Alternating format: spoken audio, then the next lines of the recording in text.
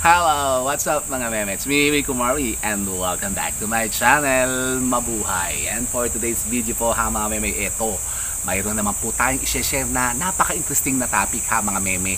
Tungkol pa rin po ha mga meme sa kaswertihan na maaari po nating maabatan kapag ka ito po ha mga meme ating naramdaman.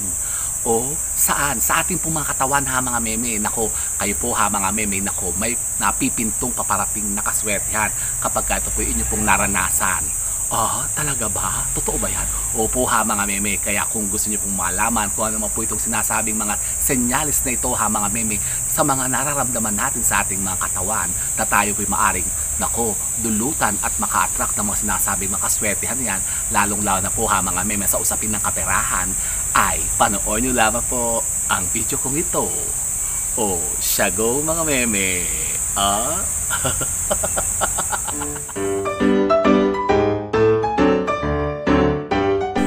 Ayun na nga po ha mga meme, isang mapagpalang araw naman po sa inyong lahat ha mga meme. Tayo ngayon, eto, outdoor vlog na naman tayo ha mga meme. Nako, ang ganda naman ng ating backdrop dito na ating location ha mga meme. Kasi nandito tayo ngayon sa, ano ba ito? Parang pavilion ata ito ni Maria Clara Hindi po ha mga meme, kasi tayo po naandito po ngayon sa UPLB na naman ha mga meme, kasi talagang dito po talaga ako mahilig talaga magpahilahilahod ha mga meme. Favorite ko talaga spot po kasi to ha mga meme, itong UPLB, kasi dito po ako palagi nagja-jogging tuwing umaga. Dito ako palagi nagpapahilahilahod, kaya lang medyo maingay ngayon kasi parang marami naglilinis sa mga palipaligid. Narinig niyo ba yun? Yung parang kumikiyaw-kiyaw na yun. Narinig niyo? Masarap sa tenga, no? Hindi po ha mga meme, hayaan nyo na lang po yung mga sinasabing yung mga sounds na yan ha mga meme na nakaka-distract. Pagpasensyahan nyo na lang po ha mga meme yung ating mga distraction ng mga sounds ha mga meme, kasi tayo po ay outdoor vlog na naman ngayon. So yun na nga po ha mga meme, mabilis lang naman po ito naman po, hindi naman po masyado matagal ha mga meme, kasi ngayon po ay mag-share lang po tayo ng isang napaka-interesting na topic ha mga meme, tungkol nga po sa mga sinasabing mga senyales na maaari po nating maabatan at maramdaman po ha mga meme sa ating mga katawan na tayo pala ko ha mga meme may paparating na kaswertihan. Ah, meron ba ganun? Opo ha mga meme, hindi po yung mga sakit-sakit ha mga meme. Wisit nyo, pagka ganun baka kayo mawalan palalo ng pera pagka may mga nararamdaman kayo sakit. Ang tinutukoy ko pong mga nararamdaman po natin ha mga meme sa ating mga katawan ay unang-una, ito po ba ha mga meme nararamdaman nyo rin? Katulad ho ha mga meme ng palagi bagang pagkati ng inyong pong mga palad. Ako, lagi nyo pang naranasan yan ha mga meme. Ako'y palagi ko pong naranasan yan. Kapag halimbawa kasi po ha mga meme, kayo'y lagi kumakati-kati ha mga meme ang inyong pong mga palad, baka naman kayo po yung mga alipunga. Oh? Nakos Mariosep, gamutin nyo ha mga meme, baka lumala. Pero alam nyo po ba ha mga meme na sinasabi ng ating mga matatandang maynuno, dahil po ha mga meme pagkati daw po ng ating mga palad, isa pa lang po senyalis yan ha mga meme na tayo pala ay maaring datnan o lapitan ng mas nasabing kaswertihan na may kaugnayan po sa pera ha mga meme. Medyo mainit ako, tumatagat kapawis ko. Ha? Bakit? Ang init na kasi ngayon ha mga meme, summer na kasi ako na iwan ko yung tawag ko sa kotse. Ako, pero masarap yung simoy ng hangin ha mga meme, fresh na fresh. Kasi dito po tayo ngayon sa may Kwek Kwek Tower. I-flex lang po muna ha mga meme paligid. Ayan, ito po ang Kwek Kwek Tower. Yan yan yung Kwek Kwek Tower po, na ito po yung tinatawag nilang Centennial Tower. Yan, nandito po tayo ngayon sa kahabaan ng Kwek Kwek Tower Park. Dito naman po sa bandang ito kasi yung ginagawang kaya yan naka-black na ganyan.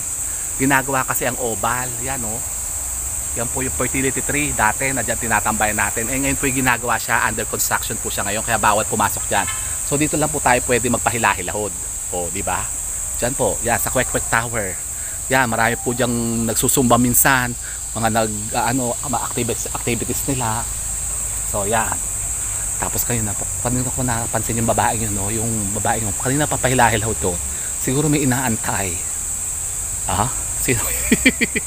Ako just po sa kailamera so yun na nga po ha mga meme, tuloy na natin yung ating topic. Yan, teka, ayusin lang natin dito ha. Yun na nga po ha mga meme, ang sinasabi pong pagkati-kati na yan ng ating mga palad ha mga meme, may ibig sabihin pala. Lalong-lalo na nga po ha mga meme sa usapin ng kaperahan. Kapag kayo po ha mga meme nakaranas yan, halimbawa kumati po ang inyo pong mga palad ha mga meme, nako, kayo po ha mga meme may napipintong mangyayari sa usapin ng kaperahan, pero hindi po lahat positive ha mga meme. Kasi bakit? Kasi marami po nagtatanong sa atin kung ano ba daw po yung totoo na senyales po ha mga meme ng pagkati ng ating mga kapalad na tayo po'y magkakapera. Ganito po ha mga meme. Kasi dalawa po yan. It's either positive or negative ha mga meme. Halimbawa daw po ha mga meme, kumati ang inyo pong kaliwang palad, ito pong kaliwa ha mga meme. Itong kaliwa natin, nako, kayo po ha mga meme, may papaalis o kayo po ha mga meme, maaring may pagkakagastusan na malaking halaga ng pera. Kapag ka ito po ang nangati. Pero kapag ka naman po ang inyo pong mga kanan o yung mga dominant hand po ninyo ha mga meme ang nangati, yan naman po ha mga meme, nako, may napipintong paparating naman po, papasok ha mga meme na pera. Ah, talaga ba? May paano kung bawa sa bahay? Ay di ganun po, di may papasok kayo, may pawalabas din. Ako po, kapag gano'n po ha mga meme, kontrahin po ninyo. Halimbawa, kumati po ang kaliwa ninyo, di yan papalabas yan, gagastos kayo, ibig sabihin may pagkakagastos kayo, may babayaran kayo yan, o meron kayong halimbawa, may paparating na mga pagbabayaran. Nako, halimbawa, may bigla na lang emergency na kakailangan nyo ng pera. Yan po, mangangati po yan ha mga meme, ang palad po ninyo. So, anong treatment natin para makontra natin yung paglabas ng perang yun? Ito po ha mga meme, kuskusin lamang po natin ng asin. Kumuha kayo ng isang dakot asin ha mga meme, tapos kuskusin nyo siya ng asin. Yan palad po ninyo ha mga meme. Tapos, yan po ha mga meme, hugasan nyo. Hugasan nyo pagkatapos nyo kuskusin ng asin ha mga meme, para yung sinasabi mga negative energy o yung senyales na yan ha mga meme ng pagkaubos at pagkawala ng ating pera ay mawala, para hindi matuloy ha mga meme. Hindi kayo gagasos, hindi kayo mamumblema sa pera. Ah, ganun pala. Opo ha mga meme, yun po ang isang paraan. Pero yun pong gawin ha mga meme, yung pong kamay po ninyo, ito pong nangangating palad nyo ng kaliwa, ikuskus nyo sa lupa. Tapos ibulong nyo po ha mga meme sa lupa na sipsipin niya o absorbin niya yung negatibong enerhiya na magdudulot sa inyo ng kamalasan, ng pagkaubos ng inyong pong pera. Kuskus sa lupa, sa lupa. Hindi po simento ha mga meme, sa mismo pong lupa. Baka may mga lupa dyan sa sa bakuran nyo, lumabas kayo tapos ikuskus nyo yun ha mga meme, yung palad nyo. Kunti lang man, siguro mga ilang minuto lang ha mga meme, ikuskus nyo tapos ibulong nyo lang ha mga meme, na yung sinasabing kamalasan na yan ay mawala. O, pero halimbawa naman po ha mga meme, ito naman po yung positive side. Halimbawa naman po, ang inyo pong namang mga palad na kanan naman po ang nangate. So, ibig sabihin po ha mga meme, may paparating naman kayo po ha mga meme kaswertihan. So, positive yun ha mga meme. So, ano naman gagawin natin para ito po talagang mag-manifest o tuloy yung kumbaga matupad, dumating sa atin ha mga meme, para talaga ma-absorb natin siya at hikayat natin siya na talagang dumating sa atin. Ganito naman po ang gawin po ninyo ha mga meme. Huwag niyo po kakamutin ng kamay. Huwag niyo kakamutin ng kamay ha mga meme. Yan po ay gagawin po ninyo. Ikuskus niyo po yan ha mga meme sa mga kahoy. Sa puno ha mga meme, punong kahoy. Puno, yung buhay na puno, pwede niyo kuskus yan. Halimbawa, wala naman po mga puno dyan sa lugar po niyo. Bawa kayo nasa Maynila, nasa mga kondo kayo. Siyempre, maghahanap pa ba kayo ng mga puno? Sa garden ha mga meme, maghanap kayo kung meron. Tapos, halimbawa, wala ka kayo puno dyan, ang gawin nyo naman po, maghanap kayo ng mga muebles o mga furnitures o yung mga gamit natin sa bahay, mga upuan dyan, mga lamesa, nangyari po sa kahoy ha mga meme. Yung talagang kahoy, hindi po yung mga laminated na mga wood planks na mga opo ha mga meme, ganun po ang gagawin po ninyo. Ikukuskus lang po yung palad po ninyo, yung kanang kamay nyo ha mga meme, sa kahoy. Yan, halimbawa, mga upuan, mga salas, mga muebles po ninyo, mga aparador, mga lamesa ha mga meme, kuskus nyo naman po yan doon sa gilid. Tapos, i-manifest nyo, ibulong nyo na dumating na. Yan, ibigay na sa inyo agad-agad ngayon na. I-claim nyo na agad ha mga meme. Kasi, syempre, kung ano yung binubulong natin sa bunganga natin, sa bibig natin ha mga meme, yan po ang natutupad kasi. Kapag halimbawa, yan, kinutang natin itong kaliwa, sabihin natin, may paparating na kamalasan, gagastos kayo, sabihin, hindi mangyayari, hindi ako gagastos ng pera, hindi ko papakawalan ng pera ko, akin lang to. Ganun ha mga meme, ibulong nyo para hindi makontra, kasi yung sinasabi po ng bunganga natin lagi, bunganga, bibig ha mga meme. Iyan po ha mga meme, nagkakatotoo yan. O, tapos yun mga sinasabi natin mga wishes ha mga meme, kahilingan po, halimbawa, yun na gusto nating matupad yan, yung manifestation na yan ha mga meme, i-claim naman natin ha mga meme, sige, dumating ka na, ibigay mo na sa akin yan, yung perang yan, napaparating na napakarami, limpak-limpak. Bukang pera eh. Abay, siyempre, kailangan natin ng pera ha mga meme. Sino ba taong hindi nangangailangan ng pera? Siyempre, lahat tayo ha mga meme, nangangailangan ng pera. Kailangan natin yan araw-araw. Katulad ko ha mga meme, ako mukha talaga akong pera. Joseph. So yun po ha mga meme. Ang isa pa pong paraan ha mga meme na para po yan ay talagang mag-manifest. Yung pong pagkatin ng ating palad ha mga meme sa kanan. Yan po ha mga meme, pwede nyo na pong ikuskus naman po ha mga meme sa bulsa po ninyo. Ipasok nyo po yan ha mga meme sa bulsa po ninyo. Sa loob ng bulsa nyo ha mga meme, tapos ikuskus nyo, irab nyo ganyan. Irab nyo lang ha mga meme na irab. Tapos ganun din po ha mga meme, ibulong nyo ha mga meme na yun ay magmanifest ng tuluyan. Sabihin nyo na i-grant na sa inyo ha mga meme yung paparating na pera yan. Halimbawa kayo pa magpaparating na mga regalo o halimbawa winnings, sa bawa mananalo kayo sa STL, sa mga weteng, paparating na pala, mamaya mananalo na kayo, magmamanifest yan ha mga meme. Halimbawa meron kayong pinanalunan sa raffle, ganyan, o diba, o kaya halimbawa may loan kayo, ma-approve na loan, o diba, positive yun ha mga meme. Ibig sabihin yun, darating talaga yun sa inyo ha mga meme, kapag yan po ay nagmanifest talaga sa inyo.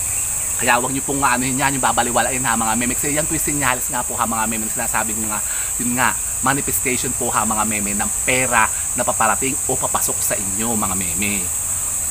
Ganun pala. Pero yun na nga po ha mga meme. Ito naman sinasabing mga paniniwala, ito yung mga pawang gabay lamang naman po natin. Kung kayo naman po ha mga meme, hindi po naniniwala sa mga gantong o sa pinagkantong paniniwala mga meme, di hayaan nyo lang po ha mga meme, disregard nyo na lang po yan, huwag nyo lang siyang pansinin.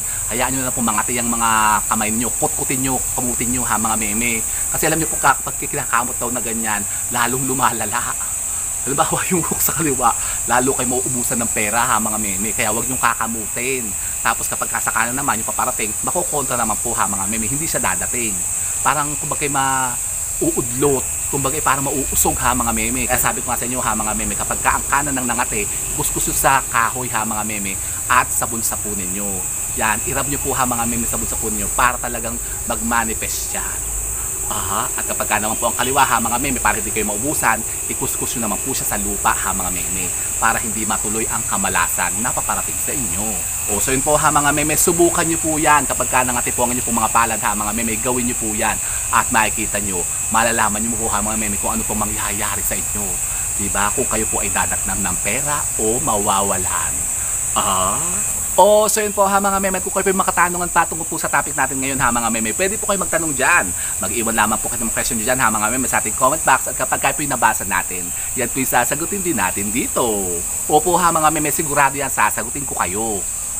So yun po ha mga meme, sana po may napulutan naman kayo mga bagong idea at kaalaman sa pagkontra naman sa mga sinasabing kamalasan na yan, at pag-akit naman ng mga sinasabing kaswertihan na maaring dumating sa atin mga meme. Di ba ga? And so with that mga meme, keep safe and God bless. Thank you for watching, and don't forget to subscribe my channel. I know you like it, and don't forget to brush your teeth. Bye mga meme. Huwag nyo kakamutin yung palad nyo ha mga meme pag nangate, kasi nako, kayo'y mamalasin dyan.